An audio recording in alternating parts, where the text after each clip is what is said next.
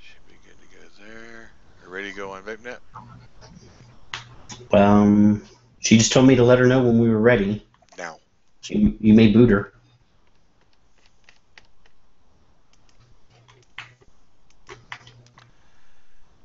And I think that would be. Yep, we're live there.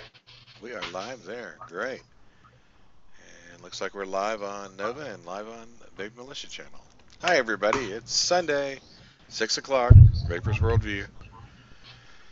11th day of 2015. Today we've got joining us Knock, holding down Robin's normal position, and the delightful Alex joining us up top. So, 2015 started with a few interesting twists. Anything you didn't expect there, Knock? No, actually, I'm waiting for the 15th. That's when I think that's the last day on the calendar that most of the states are going to become active. We'll know next week for sure. And what are you thinking, Alex, as things get ramped up? You think 15's kind of the edge of the cliff? For the deluge of bills, or just in general? Well, just seeing the general atmosphere for this year.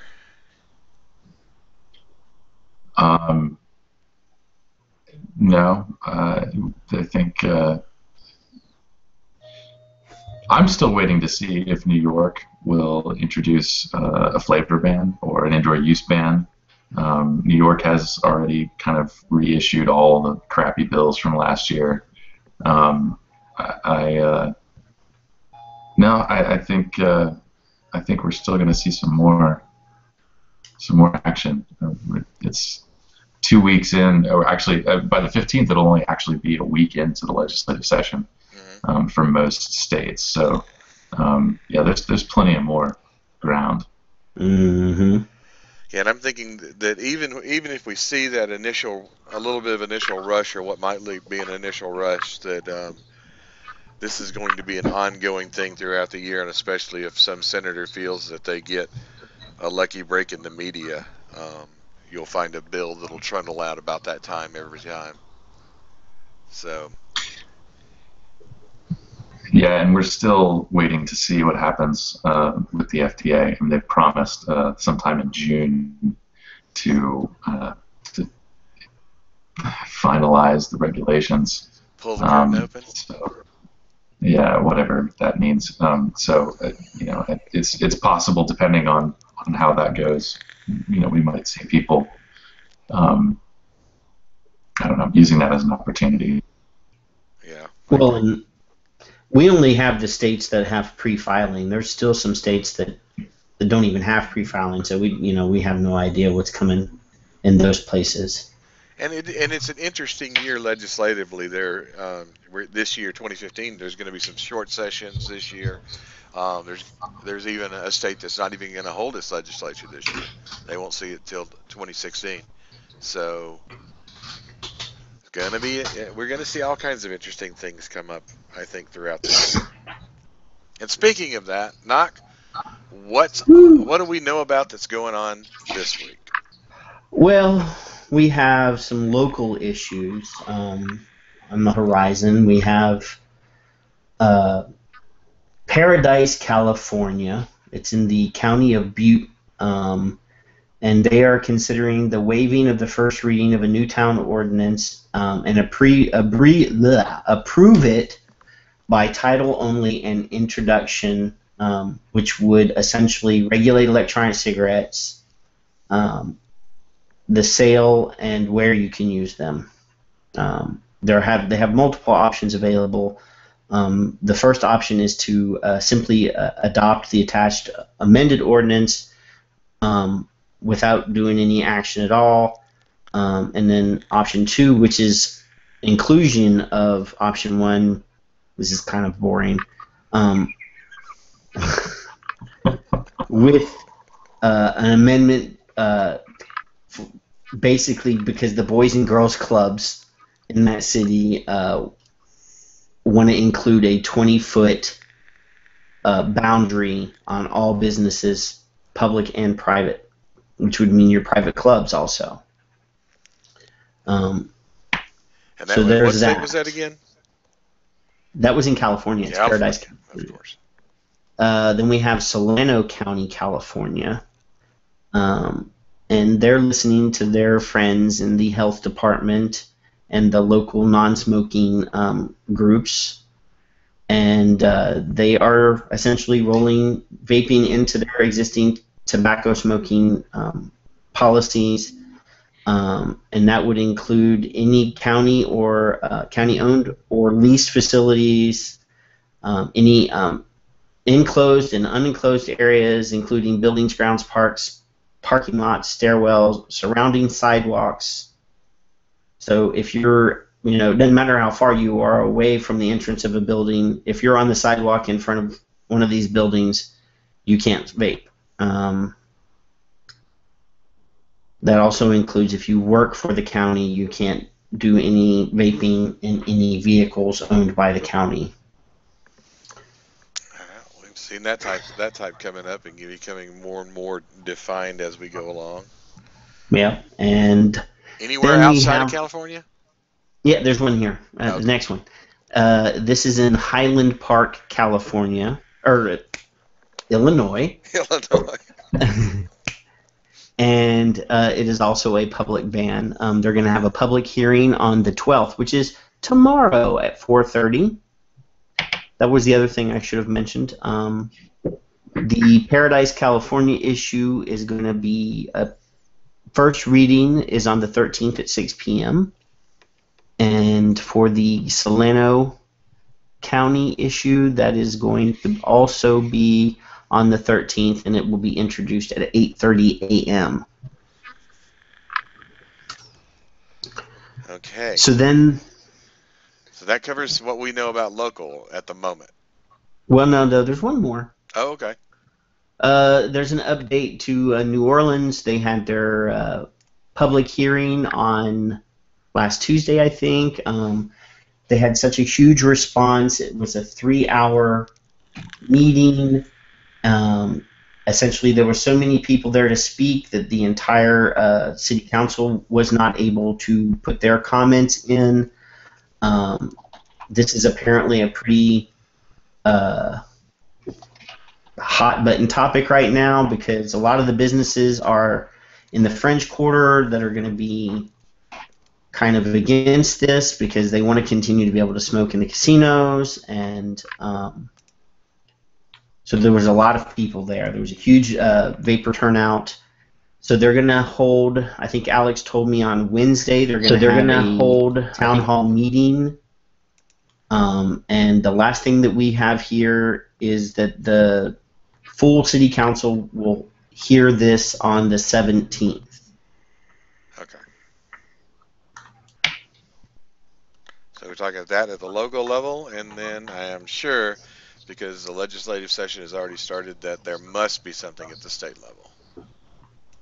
Yes, there's lots at the state level. I have spent my weekend trying to put out a call to action for New York that should be coming out tomorrow. New York has 4 bills, 3 of which are potentially horrible. I have to open everything up again. We have 2 bills, one in the Assembly and one in the Senate, that deal with taxation. And you'll notice that in this bill, it only mentions taxes on e-cigarette cartridges. And this is because the prohibition on the sale of bottled e-liquid is back, AB 635. So putting all of these together. They plan to prohibit the sale of bottled e-liquid and then impose taxes on cartridges. Good luck with that. And that's probably feeding off of that part of that with the toddler there in New York, why they're taking such a keen aim on bottled liquid up there, probably. No, actually, this is basically a repeat of the bills that were introduced last year. Okay. The language is almost identical. So these are all bills that didn't make it through the entire session. And if you remember, these bills weren't introduced until I think June of last year. So Hannon, right? It came in.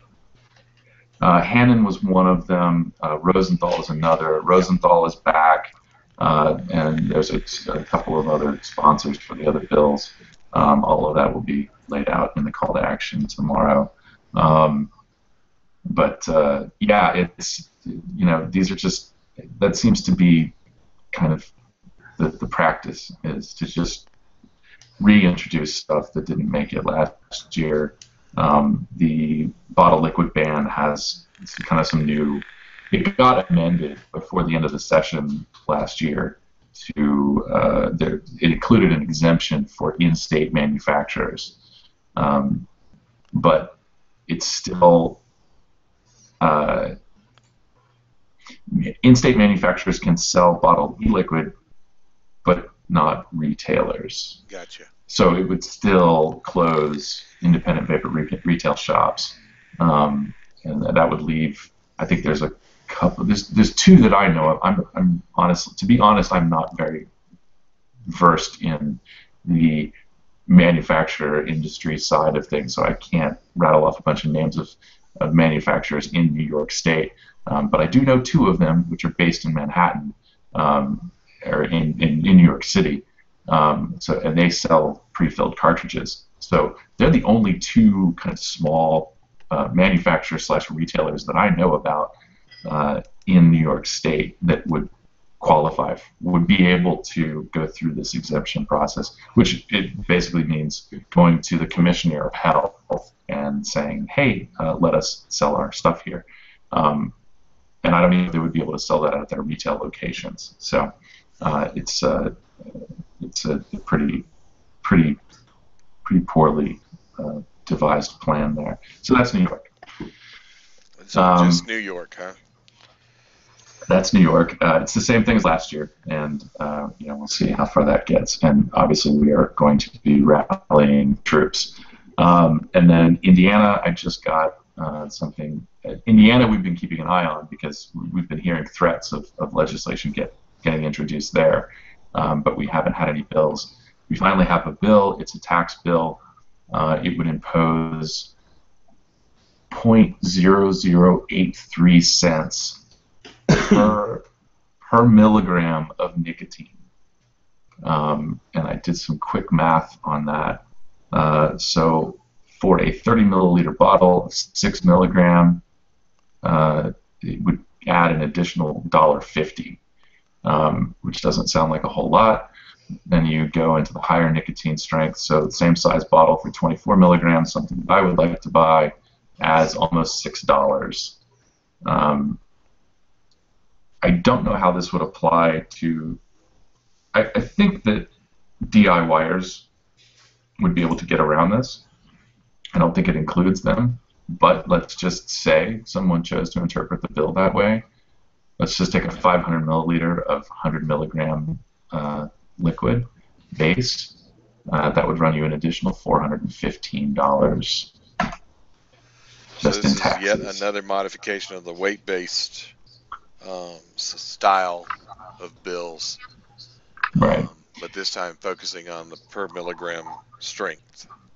And it concerns me because it is such a small amount that I'm concerned that advocates and industry will look at it and say, hey, it's not so bad. Let's give them an inch. Yep. But I really do want to make it clear that our position, and I think the position of some other groups, not going to speak for anybody, but our position is that any additional tax on these products is inappropriate, and we will we will fight it tooth and nail. So. Well, if That's that in inch Indiana. happens to be your right arm and they're only taking the first 2 knuckles, I mean that's how I like to think of it. So probably not a Yeah, good idea. Fingernails are small, Yeah. but they hurt like a bitch when they get ripped out. They So, really do. Mm-hmm. So, um, so that was New York, and that was Illinois, and Indiana, or Indiana, and where else are New we York, going? Indiana. We have something brewing in Wisconsin. I don't have a bill number yet, and actually, this little situation here, I think gets into something that we were going to talk about later. But Representative Kolsta from Wisconsin is looking to add electronic smoking devices to the state's Indoor Smoke-Free Air Act. I really wish we could string people up who refer to these things as smoking devices. Unfortunately, that's really not an option. But so that is brewing in Wisconsin. Don't have a bill number yet. Don't have bill text. Just shots fired across the bow that those are the intentions. And yeah, I don't want to reread the preview that I put out last week, but obviously we have several states with things going on. We just don't have, Washington is a good example. We don't have a bill yet. We have a draft. Texas has something brewing that I just got a couple of new Texas bills that we're going to be looking into, things that might affect. Texas has some decent stuff that will prohibit sales to minors. If I've got this correct, there's some discrepancy in the Texas law that doesn't prohibit sales of electronic cigarettes to minors. I don't. There's no law in Texas right now Okay. that prohibits the sale of electronic cigarette products to minors, but Because all of your responsible vendors are doing it themselves. right. So yeah, the Texas law still somehow vapor products are in Texas law, but since it's defined separately from tobacco, there is currently no law prohibiting sales to minors. So it's obviously we would support something that would prohibit sales to minors, but it has to be done in a way that it doesn't affect things like online sales. So we'll be kind of investigating Texas shortly. That's Texas. God, man, there's just so much going on. But just to kind of highlight the things that we're really focusing on this week, right now, New York, Indiana, possibly Wisconsin are the ones that are flaring up. And we also have some things going on in Michigan. With yes, Michigan. I'll let you go on that one. Yeah, SB. I'm going to screw it up. 668. SB 668 is still sitting on the governor's desk and needs to be signed. We have refreshed our engagements for that bill. So there's a send an email and make a call. I have not. I was telling Joe earlier. I have not sent out an email blast to Michigan yet. I just refreshed the link last week. But I will say that for not having sent out an email blast and for CASA not really publicizing it, we did have kind of an initial bump in activity, which is nice. So I'll get that email blast out, set it up tonight so it goes out tomorrow. And those are some opportunities for people to participate in Michigan. Okay. And I'll put the link in the chat. Great. Just give me a few minutes.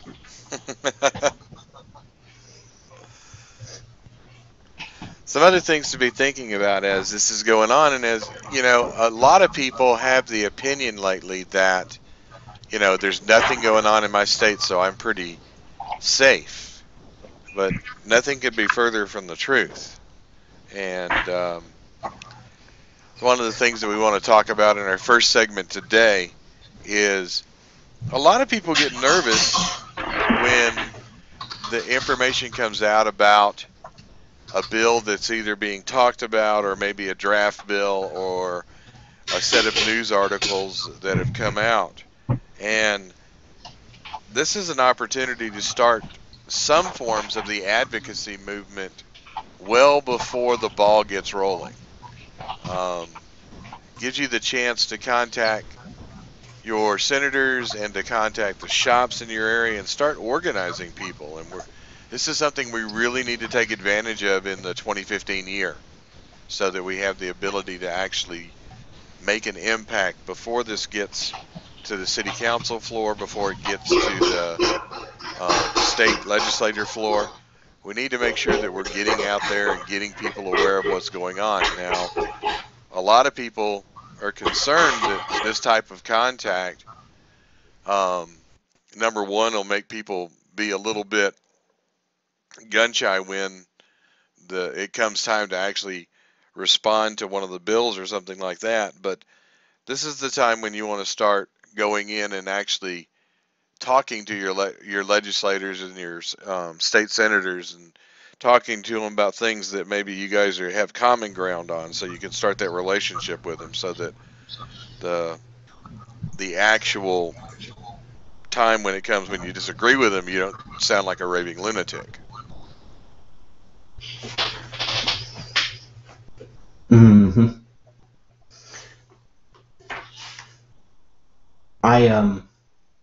I dropped a link in all the rooms. This is a tool that you can use. You type in your zip code and it tells you everybody that represents you. Just because there's nothing going on now doesn't mean you shouldn't start a dialogue. It's better to be a little proactive than it is to always be reactive. I think we always say that. Yeah.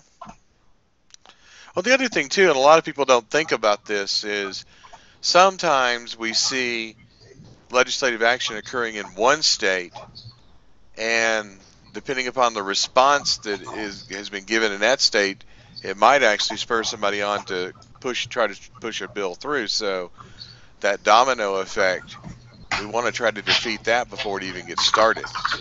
I mean, we've seen a lot of that over the last year, city to city, right in California, where one city will pass it, and then you'll see the city right next to it have an ordinance on the table within a month. So we need to start looking at that type of an atmosphere.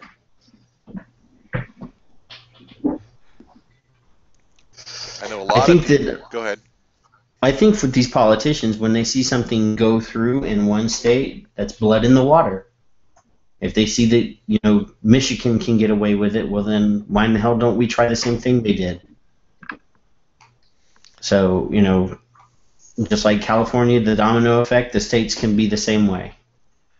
Well, yeah, and then you've got the other problem where you've got a group of people that like the idea of maybe we should be proposing some legislation, and there might be some drawbacks to that. We aren't politicians. Many of us aren't lawyers, and the wording in these ordinances, the wording in bills, can be very complicated and very hard to understand. And it's bad enough fighting their bad ideas, but for them to take our ideas, make them bad ideas, and then put them back out, so now they actually sound like somewhat of a good idea disguised as a bad idea, well, that's not good either. Kind of like the 0.03 cents tax that Alex was talking earlier. On the surface, oh, that's not much. We can put up with that until you're buying a 500 ml bottle of 100 milligram Nic. Then it's $400 worth of tax. Yeah, I do want to, before this turns into a rumor that spreads like wildfire across the interwebs, I am not certain that DIY thing is, someone ordering bulk e-liquid for their own personal supply. I'm not sure that you would be affected by that, but it is a good example of if they do choose to look at it that way, it's a possibility. But the way that the Indiana law is written, it is mostly geared towards people selling, individual bottles. The tax occurs at the, I think, kind of at the wholesale level. I'm bad at this. But it's a really good. We need to really pay attention to it because, last year the Iowa legislation that went through looked like a phenomenally good piece of legislation that was aimed, by and large, for the most part, it was aimed at youth prevention. And yet, by the time this bill got written into law and the interpretation of the Attorney General came along, now there's a de facto ban in online sales because they can't get the permits. This is something that we just went through. I'm still putting the icing on the New York State cake, but there is a fourth bill in New York State that would require retailers to register with the Department of Health, and it's for the purpose of performing compliance checks to make sure that they aren't selling to minors. Sounds like a great idea, but Julie, especially being from Iowa, has been very keen to mention that we thought that Iowa thing was good, and it turns out there were other ramifications there. So we're very careful about looking into anything that looks good on the surface because you really have to comb through the code and make sure that it's not affecting other parts. And then again, that harkens back to what I just said. What seems to be good legislation, even if we as Vapors authored it, the problem is how it gets bastardized once it's put into place. So, Matt Allen is actually, I don't know how many people remember Matt Allen, but Matt Allen is the one that brought us the Fight for Your Right to Vape Daily Action Plan that I have been sadly not too active with for 2 months, but Matt has a lot of experience coming from the poker world, and one of the things he really rides me about is no, you don't want to introduce legislation. Don't give them the opportunity to do exactly what you're saying there. I think it's to just, once you put something like that in their hands, it really is kind of out of your control. And we as a community, whether we actually have the resources or not, at the end of the day, if we have the resources, we're not probably capable of using them the best that we can to really hawk and lobby a lawmaker to make sure that we retain some control over a bill. Once it gets in their hands, now they're getting whispers in the ear from health groups that will, either offer up a competing draft bill or come in and dramatically change the language. Or just a simple amendment to open a loophole. Yeah. And, one of the things I think that we're going to see this challenge be very pronounced in is in child-resistant packaging. Depending on how, I think everyone can agree that, yes, the industry should be taking it upon themselves to provide child-resistant packaging, perhaps a step further in tamper-evident packaging, and that is absolutely something that manufacturers should be responsible enough to do on their own. But states are going to be writing that into their laws, and depending on how it's written, it could mean a patchwork of packaging laws across the country. What we would like to see is them adhere to some sort of federal standard, and that may take somebody actually putting some language together. But again, that's draft language. And that's something we need to really be aware of, because Illinois last year did pass a child-resistant packaging law that requires full compliance, and the direction for that particular child resistant packaging was left to the State Board of Health, which missed their deadline. January 1st came and went, and there was no guidance from public health. So now there's a law written into the books that says that they're to be compliant with whatever public health says, and public health has said nothing. So it's just a free for all.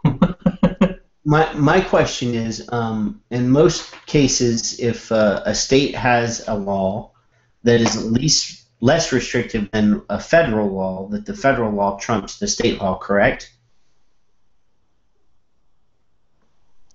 A federal law applies where no state law modifies. So, for example, if Illinois came out and said child-proof tops, No such thing. well, child-resistant tops, There you go. and then the federal guideline said child-resistant and tamper-evident packaging, which is more restrictive than the state.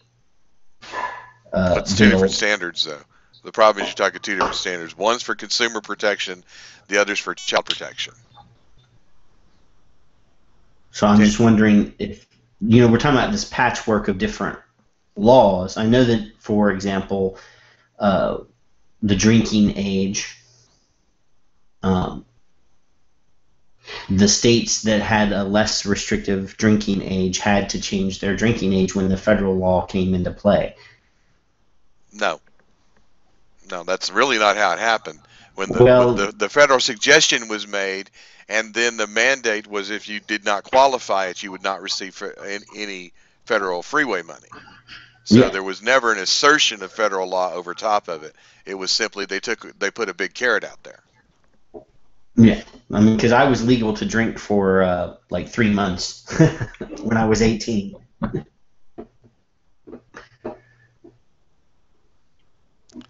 Yeah, I do. There's some strangeties when it comes to federal law, and there will always be strangeties when it comes to the comparison of federal and state laws. That's why we had a civil war in 1851, was because of states' rights. So. Spoken like a true guy from Alabama. Well, I hate to say it. It is what it is, though. But while we're on this topic, let's kind of take this a little bit further. Okay, Paul Blair just let me know that the federal law does indeed trump the state laws. There's some debate on that. Well, I think Paul would know. I think there's some debate on that. I'm siding with Paul. The federal law is kind of, it sets the base. But states can make laws that are more restrictive. But Right. I'm saying if the states were less restrictive. Federal would go. Yes. Right. Federal would trump it. Yes. So then you agreed with me then. Yeah. The problem is that when states get specific about something like child packaging, and labeling is another issue, and you create 50 islands. Yeah, you create barriers for manufacturers to sell across state lines, interstate. So that's really the concern. I mean, if there's a child protective packaging law that comes out that says, also you must have a warning on here, or you must use this specific cap, that's a problem. And we need to get states to adopt something that will be closer to what the federal government will eventually implement. So that's that. Lots of twists and turns in lawmaking when you start talking about states and federal level. See, we're all confused. Well, it is a confusing thing. Paul's not confused. Well, the other thing we need to think about, though, is as we talk about this type of stuff, a lot of people don't understand the validity of some of the information. Like, for example, I know a lot of people we have these bills that we know are going to be moving forward in New York. This is something we have no doubt about. We know the language, we understand the topic, and at this point, this is where we need to start that dialogue. We know it, okay? Because a decision about laws is not made in the 25 minutes it takes to read it on the floor. No. Okay? So we need to start getting people active and talking. And this is something that we were talking about, that we've been talking about through the week inside the militia, is there's a lot of people who feel that that 11th hour response is all you really need to do to be a good activist. And that's really not what this is all about. That's not why we spend the time to keep you so aware. And there's a lot of different ways. Communications, contributions, lots of different ways. Yeah, you know, contributing your time during the political campaigns. Though we don't have an election coming up, trust me, they're already looking at. They're in office. That means they're already campaigning for the next election. Mm-hmm. So, let's see, what's this? Delray Beach passing a law banning vaping in all buildings within the city. You hear anything about Delray Beach, Florida? Not. I have not gotten any specifics on Delray Beach. Somebody posted something on the Facebook, but we haven't been able to track down any specific language on it. That's on the list of actions that we need to look at. Well, come on, Vapors. If you know anything, if you're hearing stories, if you're hearing something about it, forward us the news story or forward us the ordinance so we can actually get our fingers into something.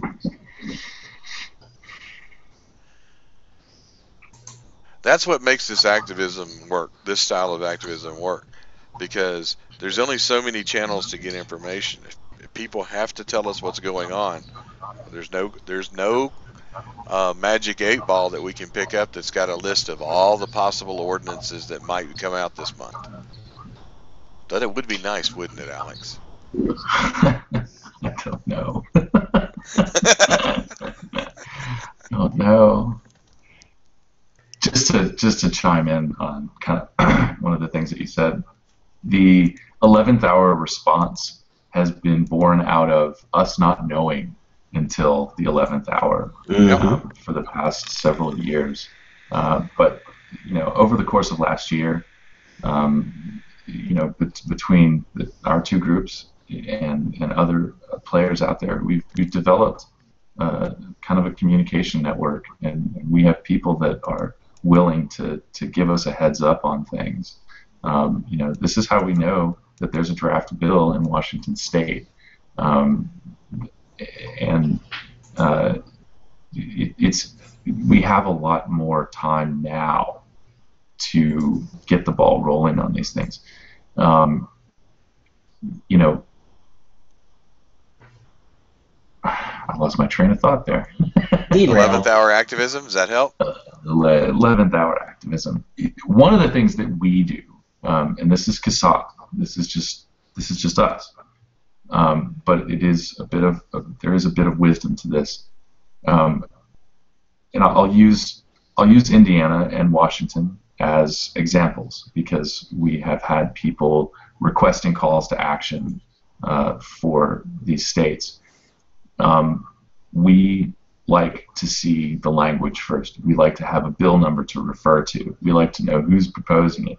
We want to read it before we start sending out messages to people to take action. This is absolutely not to say that there's nothing you can do in the interim. One of the things I would like to see, and one of the things that I know that NOC put together for Washington was just having people send a message to your representative, just saying how electronic cigarettes have helped you. You're not necessarily speaking to anything in particular. You're just sending them a note saying, hey, I've benefited from these products, and I hope that you keep that in mind during this legislative session. That's it. Something like that is a nice note, and it puts your thoughts in their mind. There's also an opportunity to reach out and say, hey, I've heard that there's something going down. Is there any way you can give me more details? A simple inquiry is a way to reach out. Those are not necessarily things that we are going to put out. We focus our efforts on when we've actually got the bill. That's kind of what we're capable of right now. But just to put that out there, that's something that the Vaping Militia does, and it's absolutely an option for anybody who's looking to establish a relationship with your lawmakers. And really and truly, those I did too. There was one for Washington and one for Indiana, because we had whispers that something was going on, and like you said, we didn't have any specifics.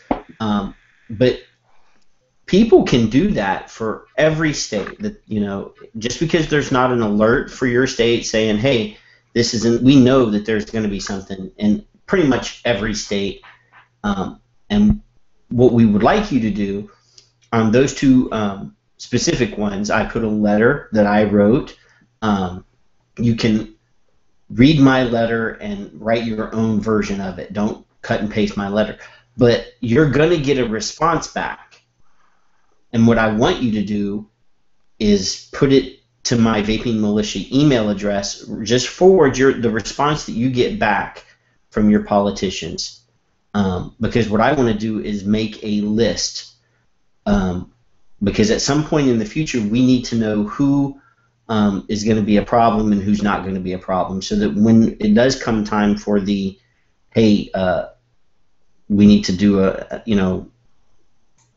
a more aggressive campaign, we're not hitting all of the politicians that are our friends. We don't want to have any friendly fire. So, yeah, I mean, if you got a few minutes, you sit down, write a letter, use that tool, that Find My Representative that I put into the chats earlier, that tells you how to get in touch with your representatives. Just send them a letter, your vape story. I tried to quit. This is how I tried to quit. I used flavors. I used this many devices, or whatever. Very similar to the last, to one of the calls to action for the FDA deeming that CASA did. Your vape, just tell them your vape story and how this has changed your life, and you want to know what their opinions are, and would they please consider the story that you just told them when considering any future legislation. Because they're asking for your email in the militia chat, by the way. Oh, I actually already cut and pasted it, but then I started talking, and I didn't get to the pasting part of the cut and paste. There it is there. Because, we always seem to be on the offensive. Let's try to not be on the offensive. Let's, be nice. Send a letter.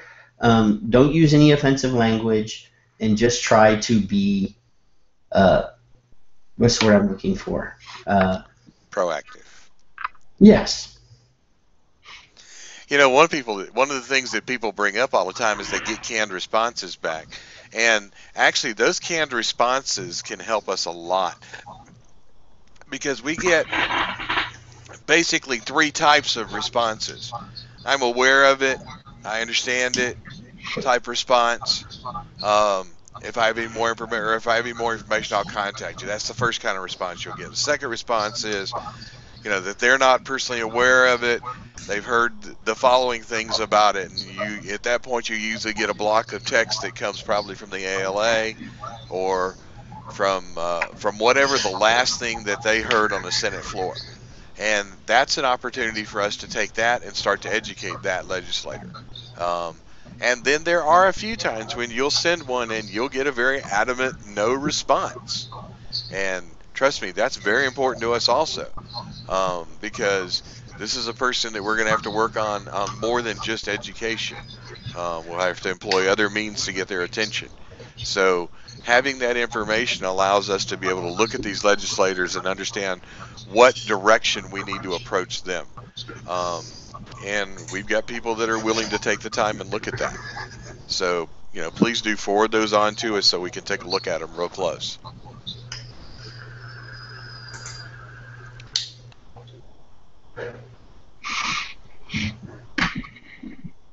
Any other questions Yes. that you saw on that? Just the canned responses. I think someone had made the comment in our Facebook group that when you get those canned responses, it's an opportunity to respond to the canned responses. Like you were saying, a lot of times, I think most of the ones that I've seen include some sort of educational bit. Electronic cigarettes are battery-powered devices that deliver nicotine vapor to the user. In 2007 and 2009, this and that. That's kind of a, I don't know where they got that copy from, but it seems to be in all of them. Usually do it very the ones well, that, I look at the ones that deviate from that are the ones that kind of pique my interest a bit. And we certainly haven't. I haven't seen a whole lot that I can count on one hand the canned responses that actually aren't all that canned. That come from lawmakers that sound a bit supportive. But when you get a response from a lawmaker, it is an opportunity to respond to them and I think make it clear that they need some more information. Yeah, and we really do need to take advantage of that because there's a lot of opportunities for us to educate them as vapors, but there's also, and I say this all the time, is if you're a vendor and you've sent this in and you get that standard canned response back that's talking about the health benefits or the health possible problems or whatever else, you have to steer that conversation a different way. And you have everything there to be able to do it. You have the ability to move that conversation to talking about jobs. You have the ability to move that conversation to talking about new businesses and and things like that in your state. So don't take the fact that you got that silly canned response and think, oh, he's not listening to me. That's your invitation to definitely take the dialogue to a whole different level. And I think Robin's trying to join us again. Yes. Ah, she is here. If you have room for me there. Oh, sure. We can find a place for you. Okay. You're not very big, so you don't take up a lot of space. No, I don't. Sorry I'm late. Oh, no problem. Thank you. So the big thing we're trying to get people to understand is, as we've gone through this year, there's been a few things that have come out of the militia that we've talked about before. I'm sure everybody remembers Knox's lovely article about just having a T-shirt doesn't make you an activist. Well, the same thing applies to wearing a set of tags.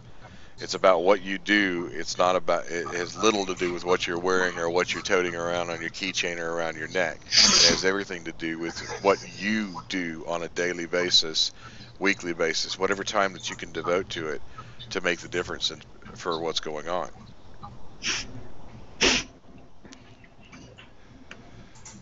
So we've harped on activism real good this hour. We did a great job on that. Well, we're only 48 minutes in, so we still have 12 more minutes of harping. 12 more minutes of harping? Wow. Now that I know we have that opportunity.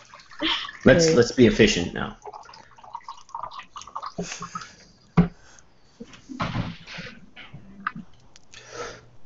I can do without clothes on, so I can.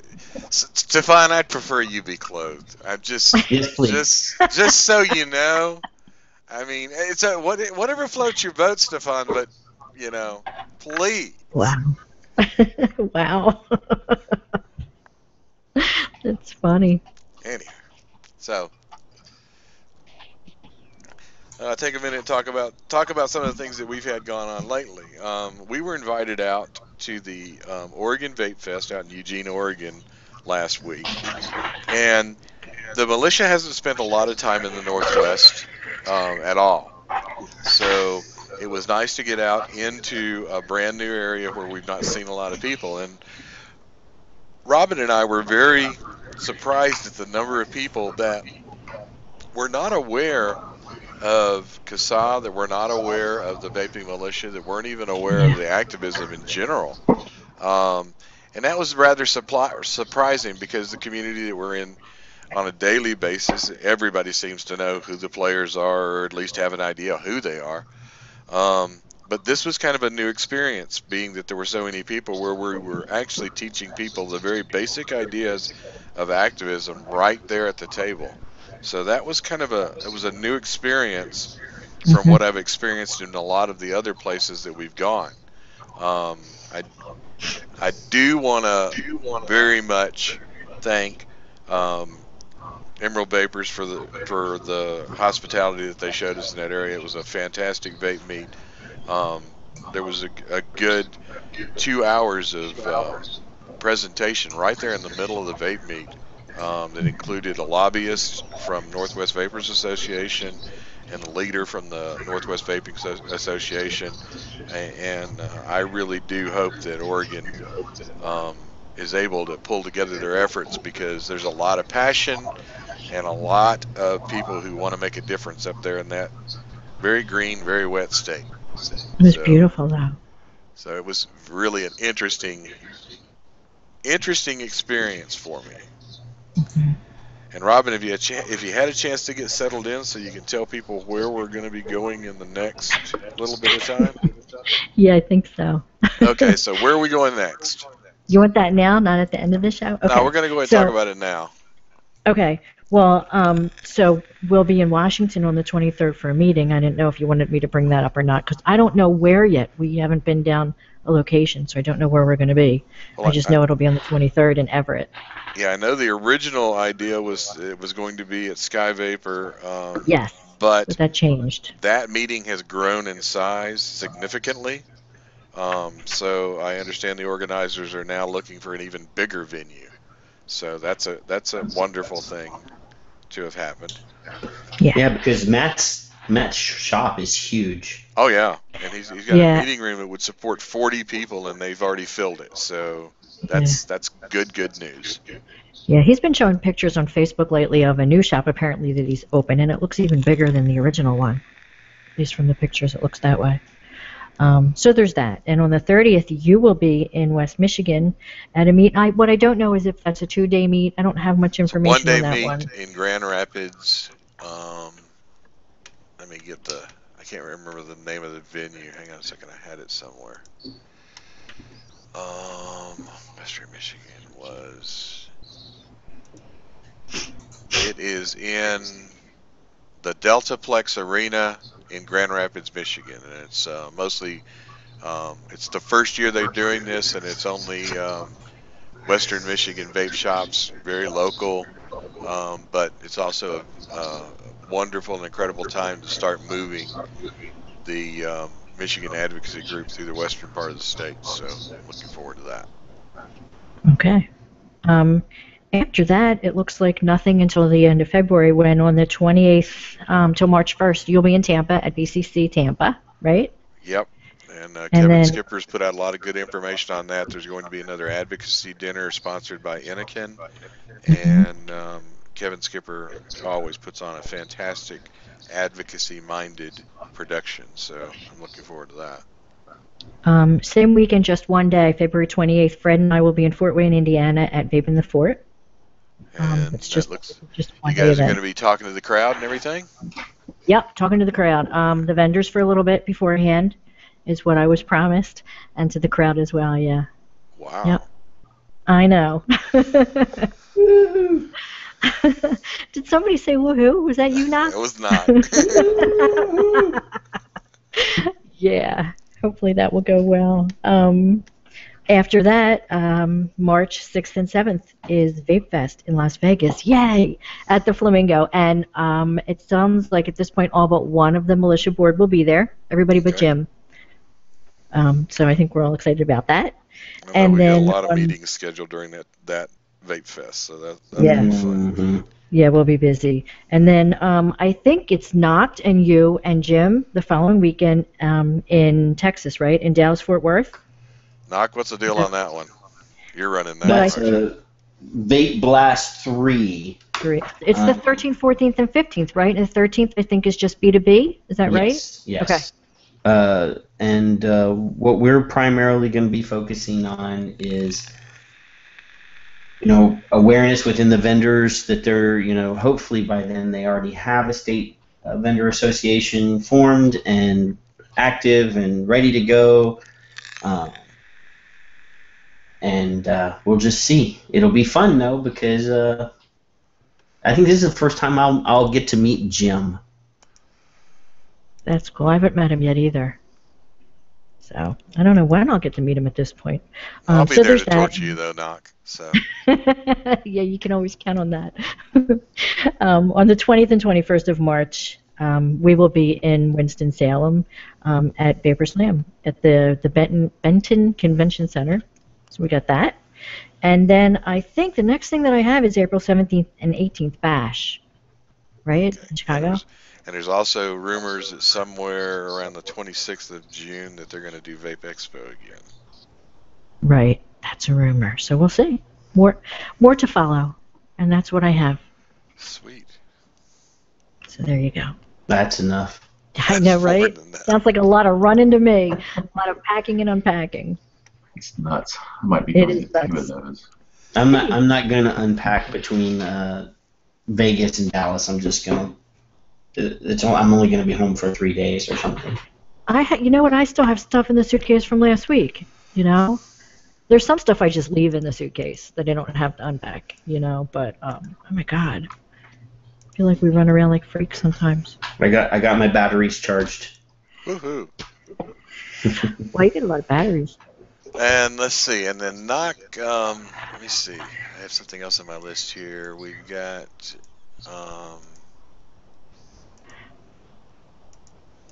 Vaping Militia the Vaping Militia radio last week. Where'd you guys go with that? We were all over the place. That was an awesome show.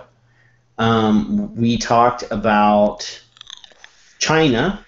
They're actually considering some sort of China regulation on manufacture of products within their own country, and which would spill over into what they export. So some sort of quality standards and also production standards on their e-liquids and everything for use within the country, but they're gonna use those same standards when traveling outside of the country. We talked about, we gave the Ass Hat of the Week award again to a guy who dropped his e-cig while he was driving and swerved because he was reaching across into the passenger side floorboard to retrieve his mod from the floor and caused an accident. We discussed, we had lots of stuff. We talked about Paul Blair, remember? Oh, yes, we talked about ATR. We talked about some really cranky cancer research organizations saying in one breath that e-cigarettes help people quit smoking, and in another breath saying that they need to regulate them as strictly as cigarettes so that people won't try them, which was stupid. Yeah. Well, last week we mentioned ATR during the week. I want to take a second and go back to talk about that. ATR has posted the support link so that if people want to start donating to that cause, I'll put that in the chat. We can go ahead, and again, what we're looking for is about $1,000 a state to be able to support that effort so that they can come along. And while you're there, I'm going to suggest that you take the time to listen to Grover's radio podcast. It's a great podcast to give you an idea of what Grover's thinking about, and I think Paul was in there for a little bit too. Actually, he's the interviewer. So go ahead and give a listen to that. Give you an idea of the type of people that we're dealing with there. Looking at more and more opportunities to involve other mainstream advocacy efforts that are willing to focus on our causes too. So it's all about pooling resources. Always take advantage of all that we can. Oh, we discussed a Swedish poll where they polled smokers and their attitudes towards electronic cigarettes and how the line of it's based on statistical analysis, and they want to or they're trying to point to education level Right. as a indicator of people trying to stop smoking and their attitudes towards electronic cigarettes. Wow.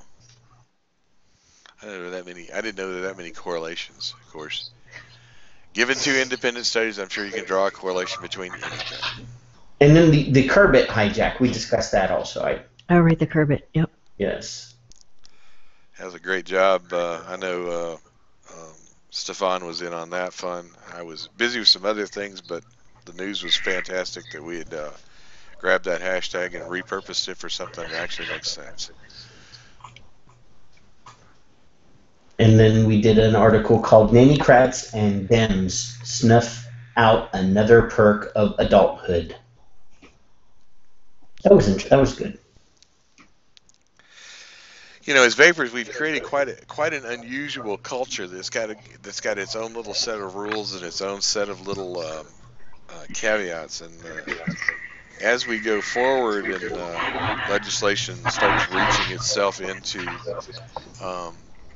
the passion that we have for this industry and for this hobby, there's some very interesting changes on the horizon that we need to be aware of. As the legislation goes around and creates tax laws, or tries to create tax laws, that's going to have some severe impact on how, as social groups, we can interact. So you got a product that's being taxed per milliliter, the availability for it to be given away for free is gone. Well, you also have to take into consideration a lot of these bills specifically will get rid of any free sampling, in addition to the FDA deeming. Yeah. That's going to change the vape meet and vape convention scene in an incredible fashion right there. Yeah, hugely. A lot of people go just for the free juice, you know? Well, I don't know. I mean, there may be a workaround with that if organizers start charging an admission. Well, I can tell you that a great number of them already do. Yeah. So that may or may not do something with that. I'm going to have to speak to the attorneys. Is that like buying the beer glass at a beer fest? Yep. Good comparison. Well, that'll change everything right there.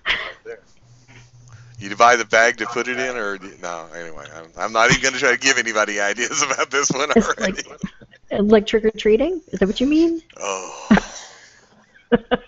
Vapor treat.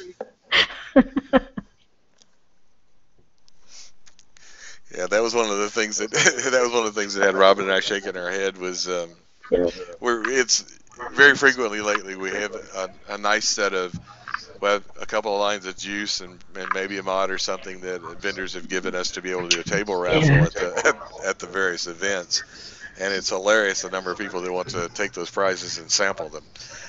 Right. Or that think it's our line of juice because they don't realize we're advocacy and not vendors. Oh, I did want to. that. I did want to mention that in the VapeNet chat that somebody logged in under the name Alex is a cutie pie. Just to let you know. That's funny. Alex, what's the name again? Alex is a cutie pie. Is that? Wow, Alex, you. Woohoo! He says, I'm not in the VapeNet chat. I can't enjoy this. You have to take Matt's word for it. I have to go create an account and get in over there because apparently you have an admirer base over there. It's Paul. It's Paul. You think it's Paul? It's Paul. I think it's Stefan. Paul says you caught him.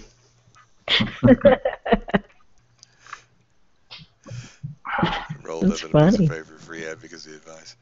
Yeah, Stefan, we try shoving the cards in their hands quick enough, but when you get the question is it a menu of your choices? It's kind of funny because there's not a lot of menu choices on That's our exactly what they cards. say. Is this the menu of your flavors? And I'm like, no. Obviously, you didn't read it anyway. You would be asking that.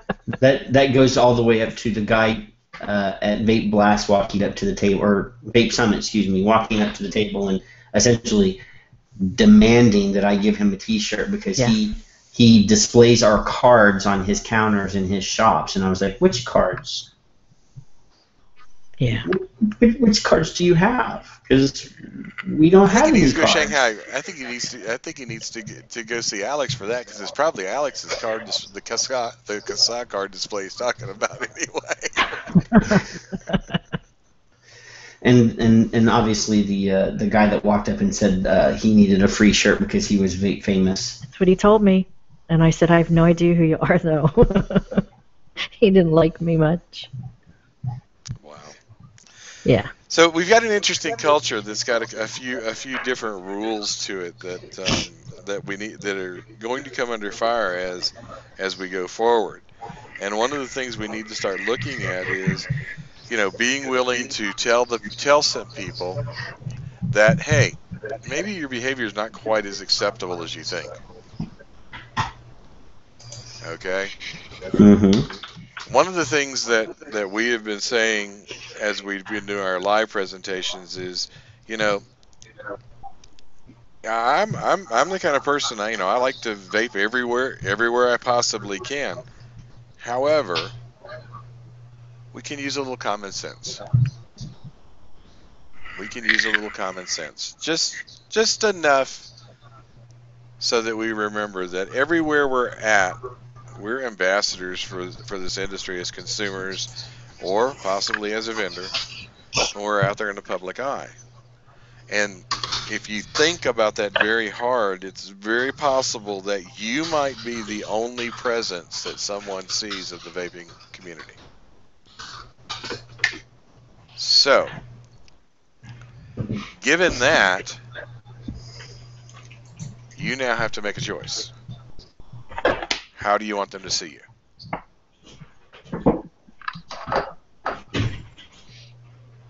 So I'm gonna make this a very interesting conversation by throwing it around the room. How do you want them to see you, Alex?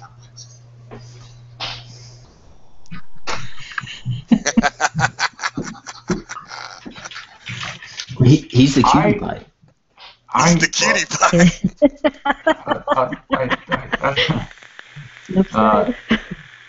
I have a pretty standard disclaimer. I'm not a very social person. I run a pretty tight circuit from work to home, and the few times that I do go out, I'm one of those former smokers. When I was a smoker, I watched the indoor smoking bans roll across the country. I lived in Pennsylvania when the indoor smoking law came into effect. I moved to New Jersey. It was already in effect here. Everybody saw New York City go down, and so just over over those years, I feel like I'm one of those people that got beat down. And even though vaping, I know, is not posing a risk to people, I know I'm self-aware of the fact that people are going to get confused and it's going to freak people out. So I've just automatically started from be discreet. At no point in my vaping experience did I walk out into public, stand on a bus, or be in a restaurant and say, "Oh, this is a perfect opportunity for me to blow a huge cloud." At no point have I been in a grocery store and say, "I should absolutely be able to vape in the frozen food section." That's just never crossed my mind. So I haven't actually processed it in terms of consciously thinking, how do I want people to view me as a vapor? But obviously I'm somewhat aware of the issues. So when somebody, I usually wait for somebody to initiate that conversation of, oh, you use electronic cigarettes, I heard this, that, and the other thing. That's my opportunity to say, well, let me give you some facts, and let me tell you about the issues, and let me tell you about what I do. It's less about how I want people to perceive me and more about that I want to take that opportunity to enlighten them a little bit, and possibly give them a card with some information on it, and let's have a conversation about the smokers you know that have been trying to quit for years. Let's talk about maybe this might work for them.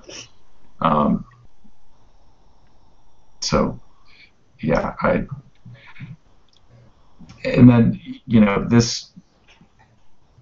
the whole machismo around cloud competitions, and I'm vaping some ridiculous coil build at a bajillion watts. Look at my hand check. That is, I don't know, how long has that been around? Like a year? Something like that? I mean, it feels like a damn lifetime, but it's only been around for like a year. I think that down the line that's going to calm down a bit.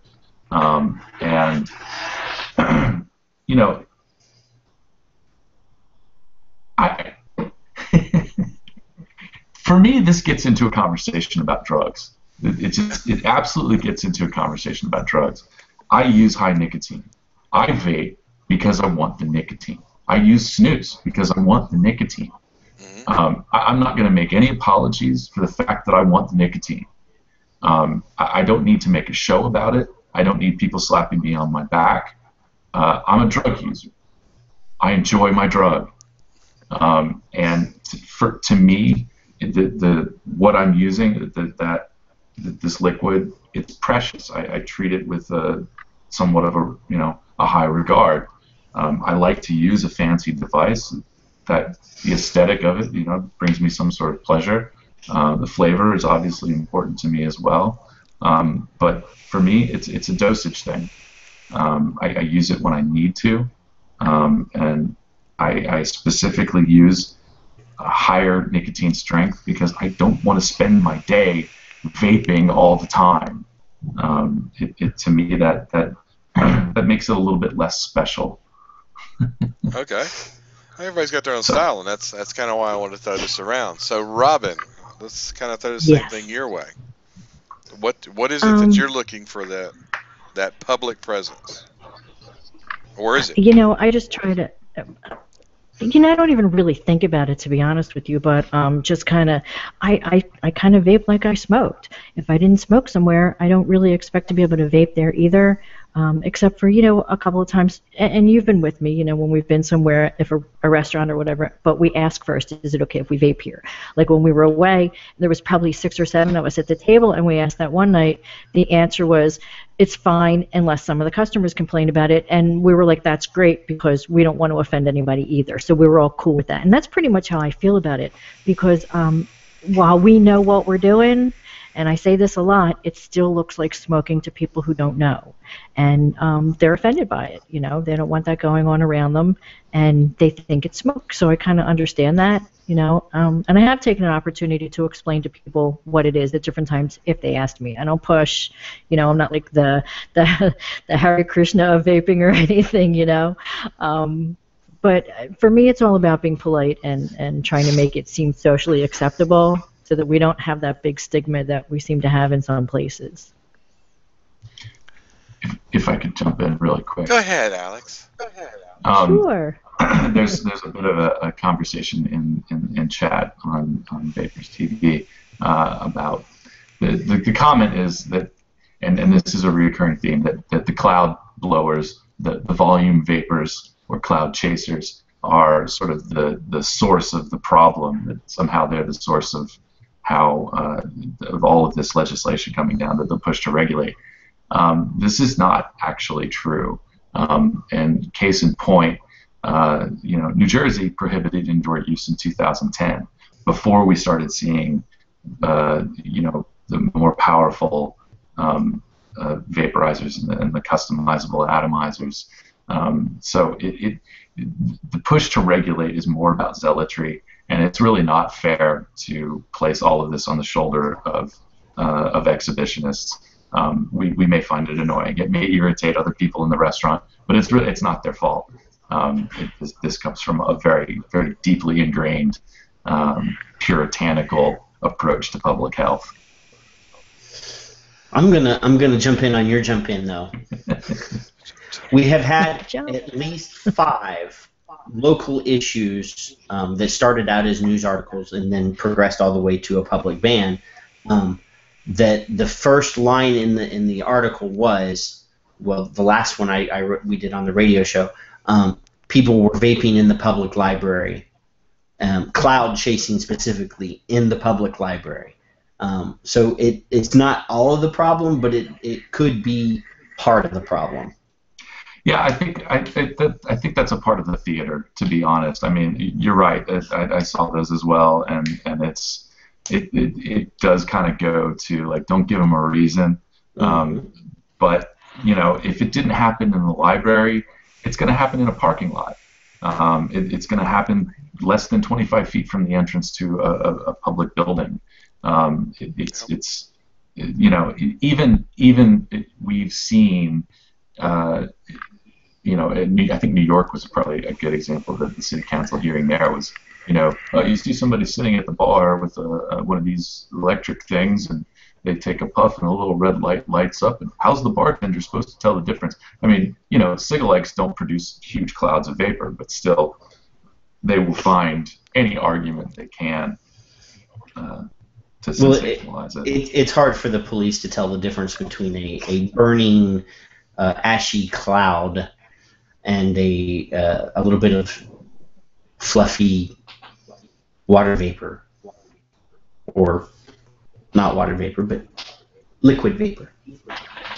Yes, and don't forget the uncomfortable conversation that soccer moms and dads have to have with their innocent little children about what that man is doing over there.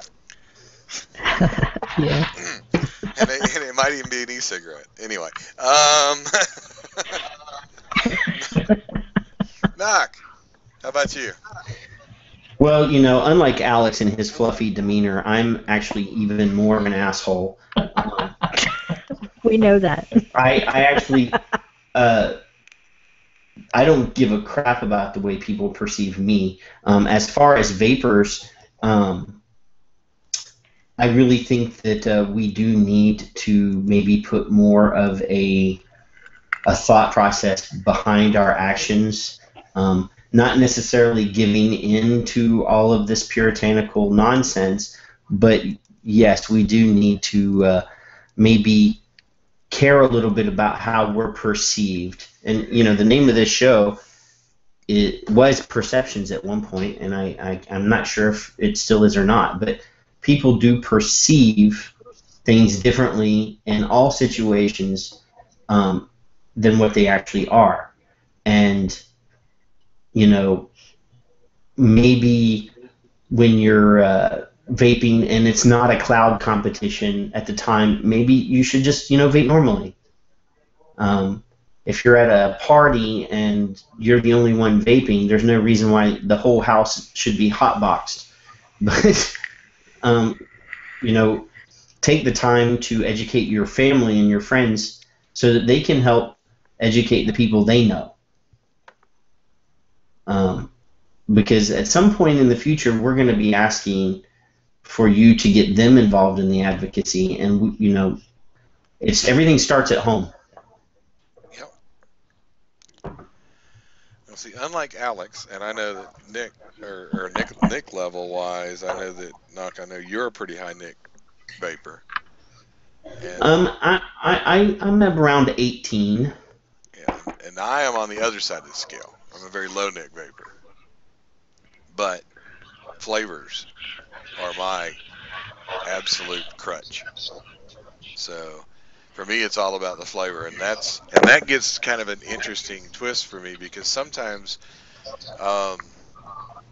it's for the experience that I vape, because I was a cigar smoker.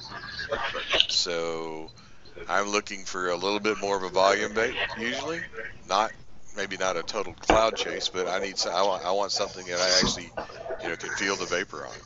So for me, that sometimes I have to make that decision that this is maybe not the right place, because I was chased off years ago when it came to cigars. So I have to kind of reapply that again. So, but so this is kind of a challenge for the audience. Is kind of take stock at how you vape, how you want people to perceive how you vape, and how you want to be able to be approachable on it, if you choose to. You could tell them all it's my damn vape like knock. Leave me alone. I'm just knock wouldn't be that much of an asshole. Yes, you would. Well, maybe.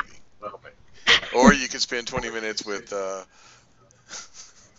Alex getting the ins and outs and everything else about it. But that's okay. That's one of the reasons why I like the variance in the people that we have here. Everybody's a little bit different. Everybody chooses to go at this a little bit different angle. So, and here's the one key thing: is no one way is right. Right. No one way is right. That's the wonder of this device, is we have so many different choices, and the one thing we should always be willing to do is to talk to someone else. Let them know what's going on. Okay.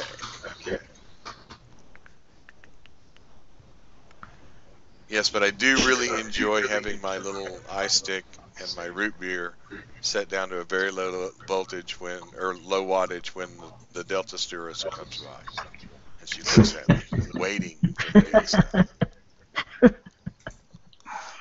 So, that's just because... Me, on the other hand, I would like to test the limits of some sort of outdoor park situation where all tobacco is banned. I think that would be a fun ticket to get. Because I would like to see them enforce a snus ban. Yeah. Or even just a regular chewing tobacco ban. That's a little. I mean, you see somebody spitting. That's. Well, yeah, but most of your dippers always have a spit bottle or cup with them. Oh. Mm-hmm. It's just gross.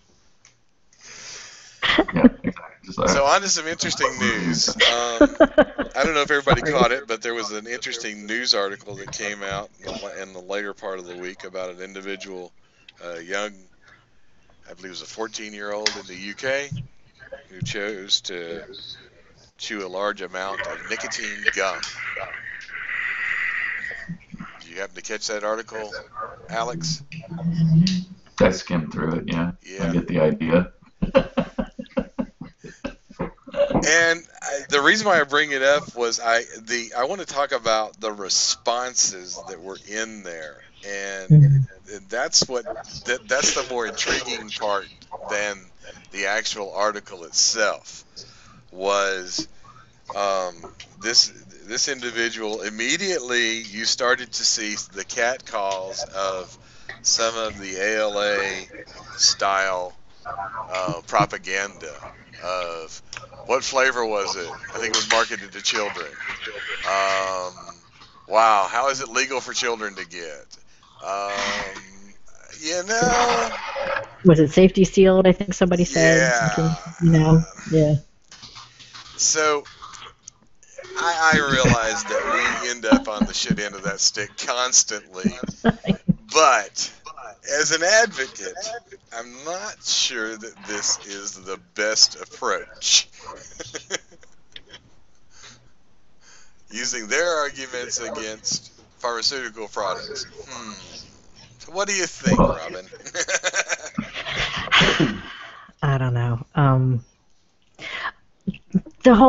I'm going to go in a different direction. Sorry. You asked me about gum, I'm going to talk about gum. Which makes me crazy anyway, because I always think about the marketing to children. I know this isn't what you asked me, but it's what I feel like saying, so sorry. That's good. Go. You know me. What do kids want more, gum or to vape out of something that looks like this? I mean, I think it's so much more attractive to kids. I mean, a lot of kids chew gum, especially if it's flavored or whatever. I don't know. I have an issue with that whole industry, because it doesn't make sense to me, especially when they look at us and say that we're marketing to children and they have gum that comes in flavors just like regular gum that comes in flavors. So I know that's not what you asked me, but I had to say it anyway. That's okay. Sorry. Knock, you want to throw a few cents in on this? I saw a comment in the chat that it was the actual school that gave him this gum, which I don't know whether that's actual or not, but I know that according to my last check in the United States, a 12-year-old can purchase nicotine gum. There's no age restriction beyond that, as far as I know. As far as the flavors go, I just saw a commercial today for a new nicotine gum product that they're pushing. It's a brand new name brand. I can't even remember, but Sonic? Yes. That's Reynolds. What is it? Yeah. So there's that's more Reynolds. players moving into the segment now. So That's Reynolds who's introduced a nicotine gum. And what's it called, Joe? Zonic. Zonic. I haven't seen that yet. So we're apt to see more of these type products in the marketplace, and obviously with more products, there's going to be more opportunities for misuse. Okay, Alex, I'm sure you're chomping at the bit here. You can see them. Yeah, so kids do stupid things. Apparently, just to answer some of those questions, 2 milligram nicotine gum. Nicotine gum comes in child-resistant packaging. Whether or not it was dispensed by the school, I don't know. I don't have confirmation on that. But if young people are smoking and a school would like to take some would argue a responsible measure of offering them smoke-free alternatives, I'm totally cool with that. I would, that's just my personal opinion. I'm not alone in that. I know.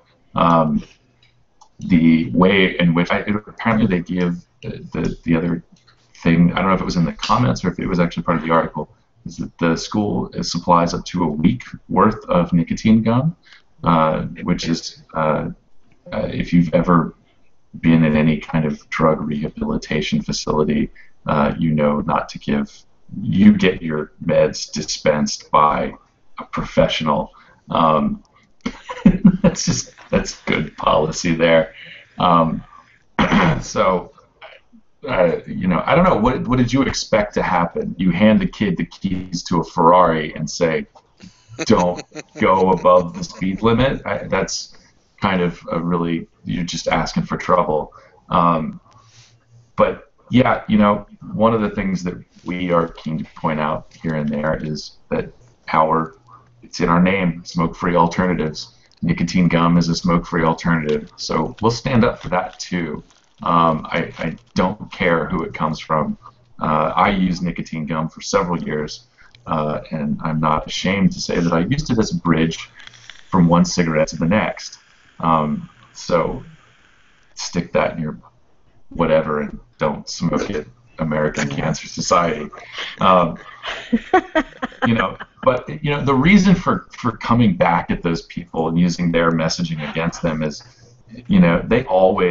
they usually end their little diatribe against electronic cigarettes with, try the pharmaceutical products that are marketed responsibly and so on.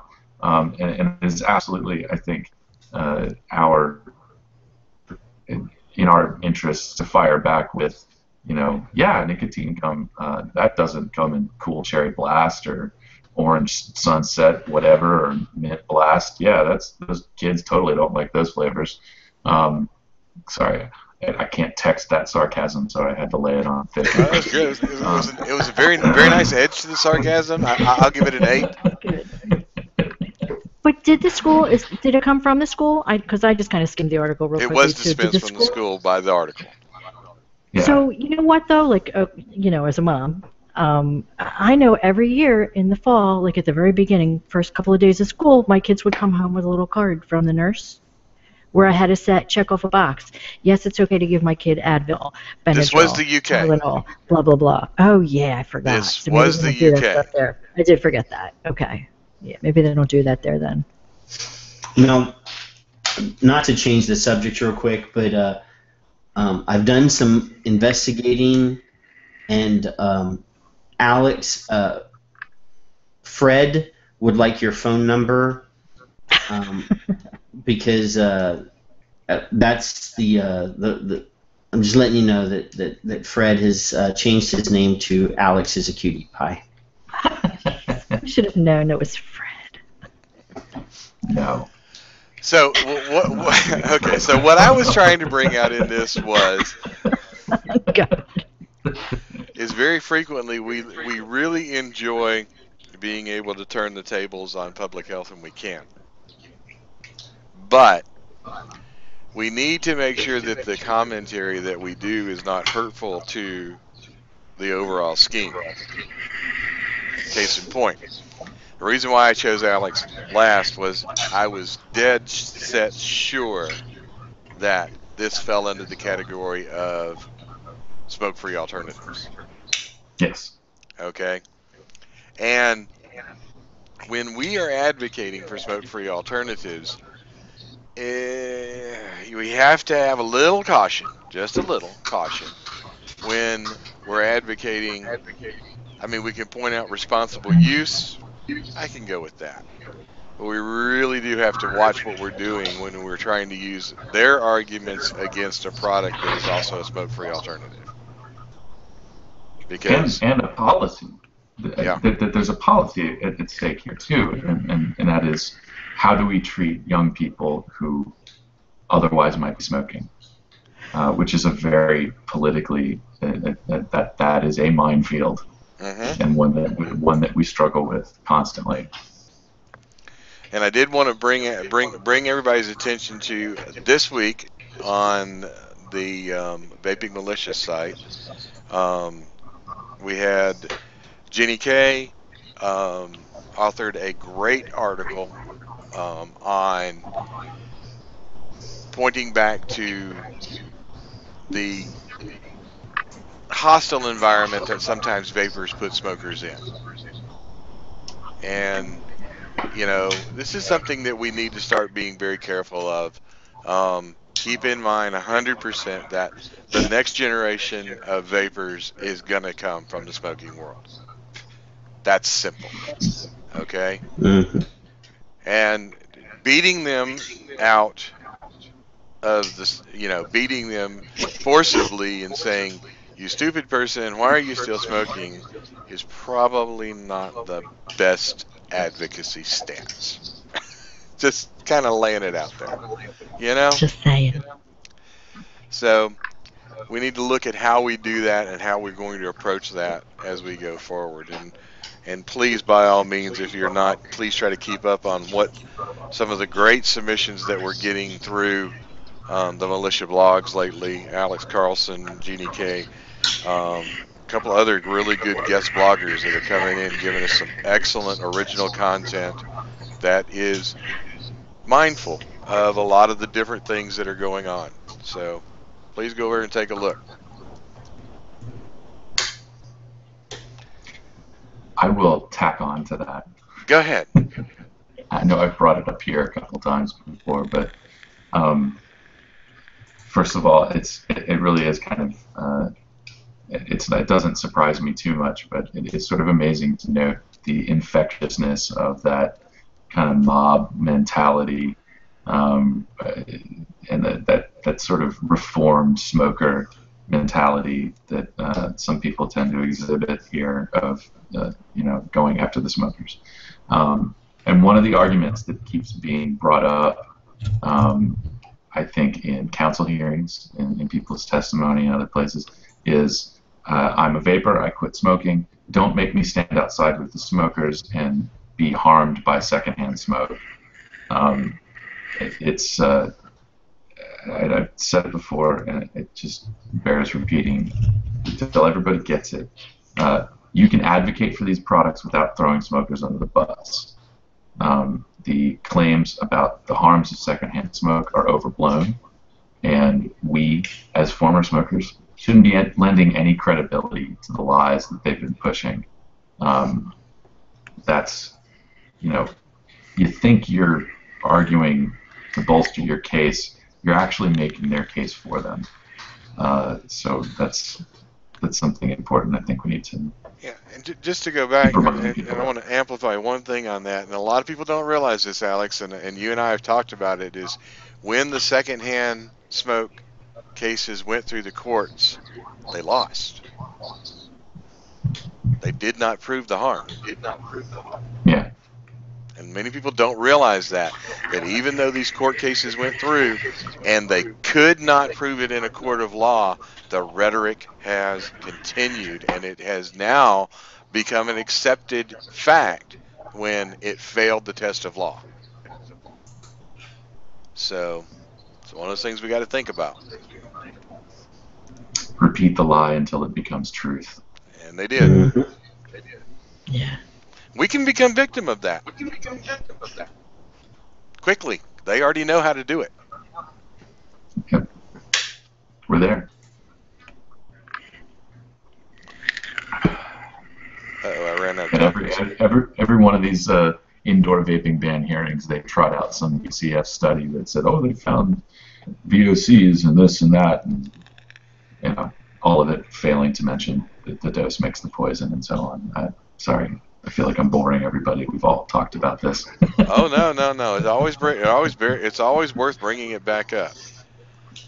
Not gonna forget anything. My list is empty. Have I forgotten anything? Well,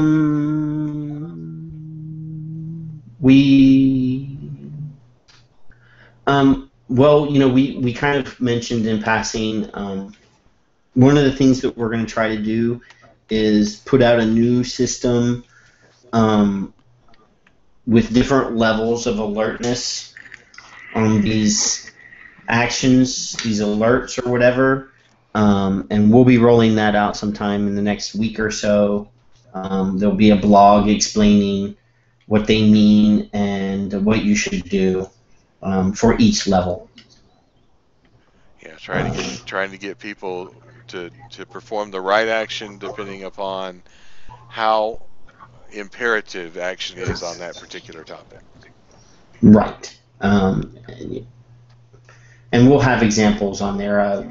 We're still working on the system, but it will be more of a proactive versus reactive sort of situation, and it'll also help us because one of the levels will be asking vapors to help us find information out when we don't have detail. So that'll be on the horizon. So why am I getting an echo? It might be coming back off mine. Okay. Yeah, because and again, I really want to point that out, that a lot of times we need everybody out there to be using their ears, because I mean, between the 8 of us, where there's 16 ears, well, Knox maybe got one good ear, but that's okay. We're not gonna pick on him too much, but we can definitely do much more with thousands of ears out there listening for what's going on. And all you got to do is throw it in an email. We'll torture Knox with every shred of information that's out there so that he can sort and sift. That's what he loves doing. He does it all night long just for fun. So let's keep him employed. So definitely what we want to do. He's good at it, though. He is very good at it. Yeah. Moose, Robin, and Fred will be at Fort Wayne on the 28th. Yes, we will. Okay. Dadgummit. I ran short on content. Let me think. Well, actually, I'm currently engaged in a Twitter conversation with a @Cali_MT, who is a surgical. What does it say here? She is the surgical resident. Apparently, she tweeted last night that she was appalled to see somebody vaping at a sports event, and that e-cigarettes are bad and evil. So we always take these opportunities to engage when we can. How's that conversation going? Yeah. Was that the apparently- hashtag nicotine kills? Yes. Oh, that crazy chick. That's a fucking hashtag.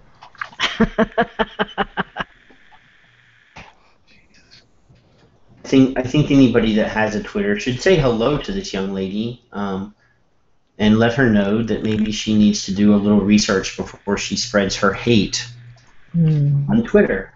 There's an idea. Yeah, yet another one. Oh, I was very pleased to see Barbara Boxer's not running again.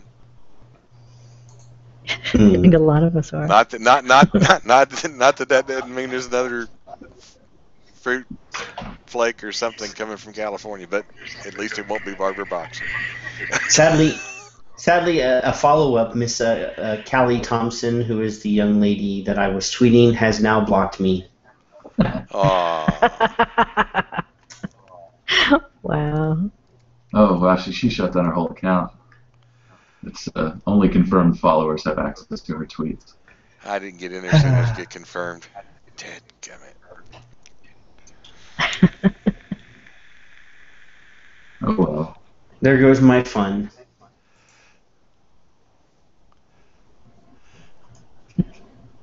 You guys have too much fun with that Twitter stuff. Twitter activism is like an assault team, I'm telling you. We actually have a really good group of guerrilla Twitters. Good. And we can blame Alex for that. No, I'm just the messenger. The UK folks, the EU tweeting squad, they should get all the credit. They are prolific and surgical and very efficient. There was High five. one thing that's going on. I think it was 18th of February or January for Oregon. There's a meeting at the Capitol. The advocacy group there's doing a show up and show your support. And if you're in Oregon, contact the guys at. Hang on, I'll get their Facebook for you. Yeah. The Northwest, those guys? Yep. I can get that right quick. I forget what it is. NW what? I don't remember.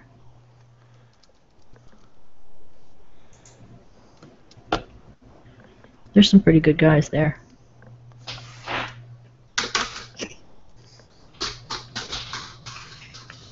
Just a minute, I'll get that.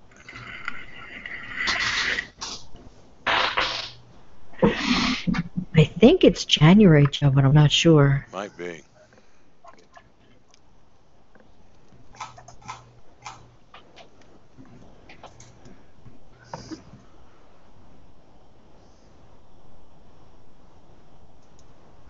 on, I get it.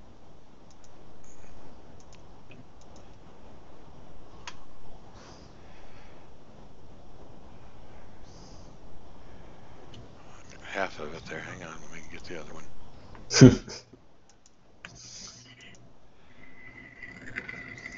Should tag this one up.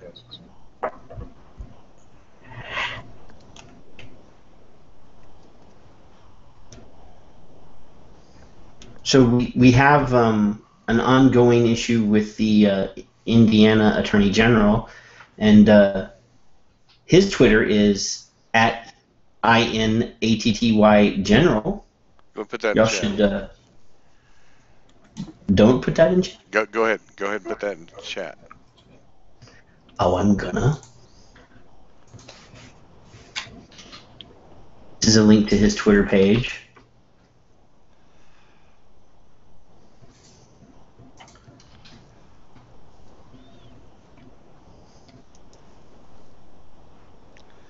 Well, I have to get that. I'll have to put that in the militia chat because I seem to have lost that link. Which one are you looking for? Northwestern Vape, or the Northwest Vape Association. Since we're chatting about social media angles, Matt had shared an article with me that even in the deluge of emails that lawmakers get, oftentimes, if you're able to comment on their Facebook pages, that tends to strike a chord with them. I think there was a survey done that some of them tend to pay more attention to comments left on their Facebook page than even emails. I got it. Is this nfvape.com? NW. I got it. Or I found it. Okay. Put it in chat. So they tend to pay more attention to those comments? Some of them, yeah. I'll have to scroll through the chat and find that article again. But yeah, it's something I hope to. I think Montana was the first state that I looked at to see if I could incorporate that in the daily action plan, which I haven't put out. But they're in a lot of places. I think in the more rural states, you're going to find that people are a lot more private with their social media. So it's not going to be an avenue in all states, but in some of the more cosmopolitan areas, lawmakers have a fairly open and accessible Facebook page. So once I get the daily action plan up and running again, that'll be something that we'll try to incorporate again. And that's another thing people can do in the interim while you're waiting for clarification on bills. Reach out via Facebook and drop them a note, and tell them how awesome vaping has been.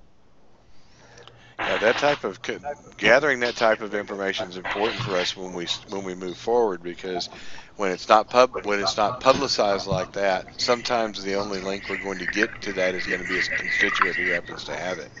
So again, that issue of 1,000 ears works so much better. So, and it is about gathering as much information as we can. Some of it we're not going to be able to use right away, but frequently we're going to be able to use it to move forward in different arenas. Wow, we're really got about 10 minutes left here. Throw some questions in the room, guys. How can activism help you?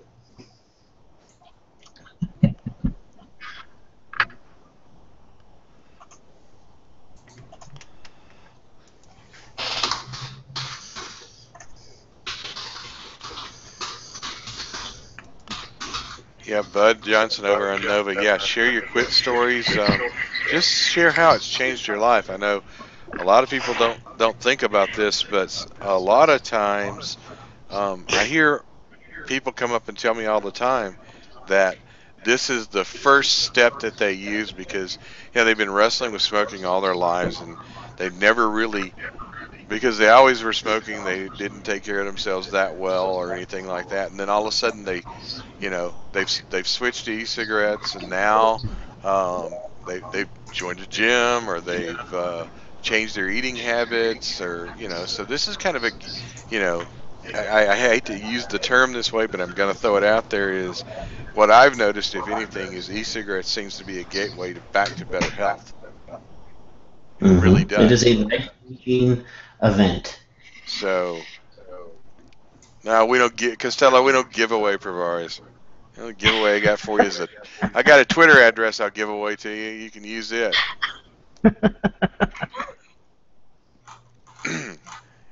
I think he just likes tweaking on me a little bit. That's funny. Don't get me started, Costello, because once I start, that rant is on. Yeah, everybody better get their free stuff now, because in the near future there will be no more free stuff. Wow. Oh, big time. Vapors do like their free stuff. It does get rather funny by about the middle of the first day. watching the clamor for a bottle of juice. It's just Yeah. kind of overwhelming, you know. Brimless wants us to give Robin away, but we kind of need Robin. I ain't giving her away. We got to. And Thank you, Jamal. I have to think that there's probably some law about, giving away a human being, but I couldn't. Lady? Yeah. I don't think you can afford her either. She's kind of high maintenance. I Same. can be. Wow. I can. That's okay. I can be. But thank you, Jamal. Wow, you didn't just say that, not wow. Okay. It's the truth. The vodka bill alone would probably bring me around. I am not offended. Not at all.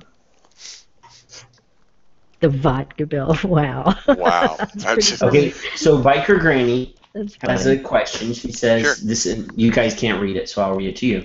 Okay. How can someone be taken seriously when trying to advocate and be acknowledged as legitimate even by other advocacy groups?"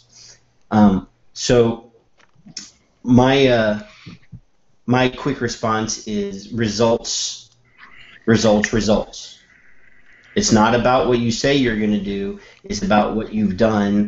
And, the militia didn't get taken seriously until people saw what we were doing and that we were making change, positive change. You bring up a really good point there, Nog. As we started, honestly, for every person that's even joined us to this point, there were that many people who came forward and told us that you don't have to do it. You guys don't have to bring out another brand of advocacy. CASA's got it. So-and-so's got it. I do advocacy every day. Who's your senator? I don't know. But this is the kind of response we got. It's a vendor problem. It's a consumer problem.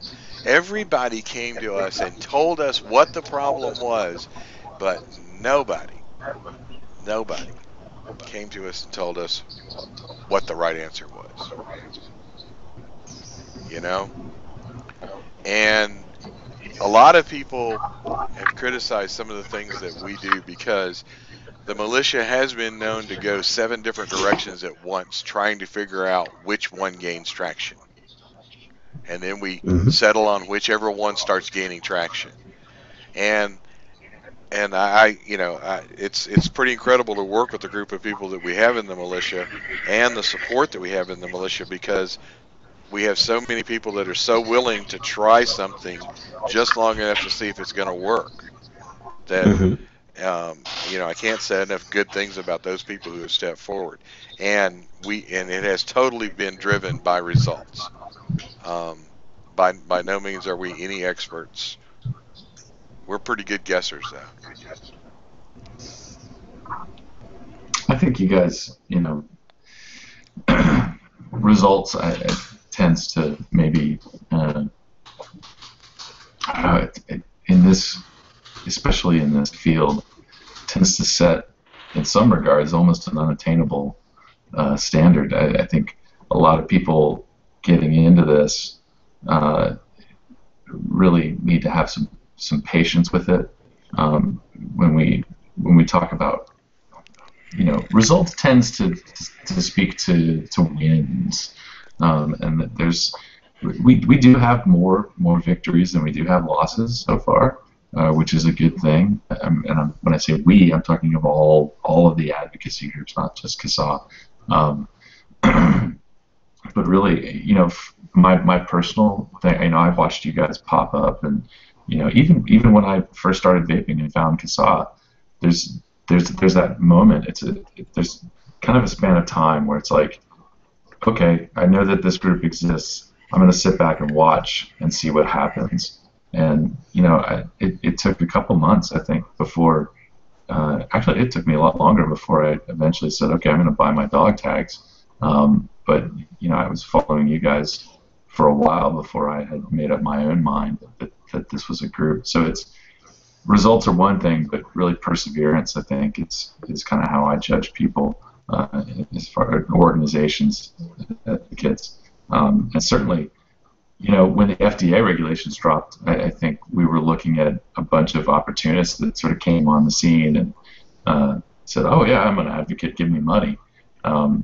So that's something, and we're going to have to deal with that again.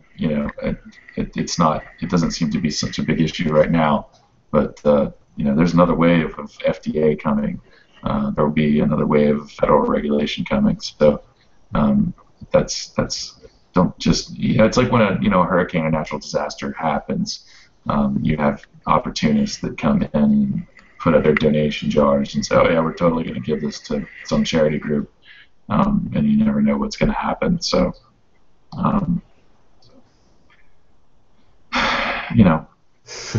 anybody that's looking to start an organization, it's just, kind of like what the militia did. You guys saw a need, and you've been helpful, and you stuck with it. You are willing to try new things.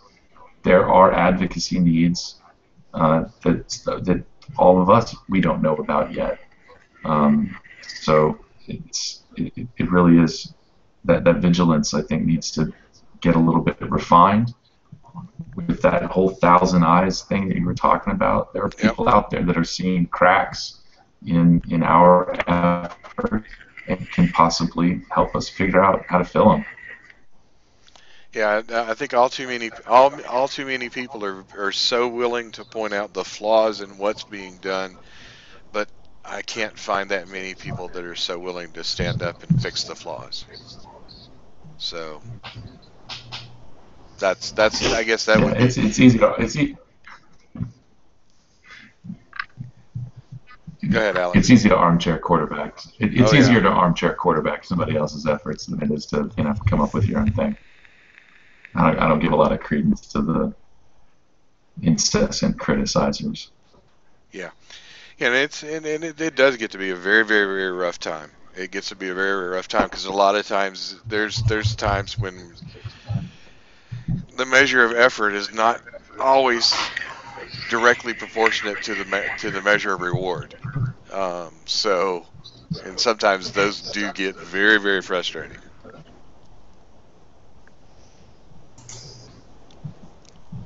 But we just continue to do it.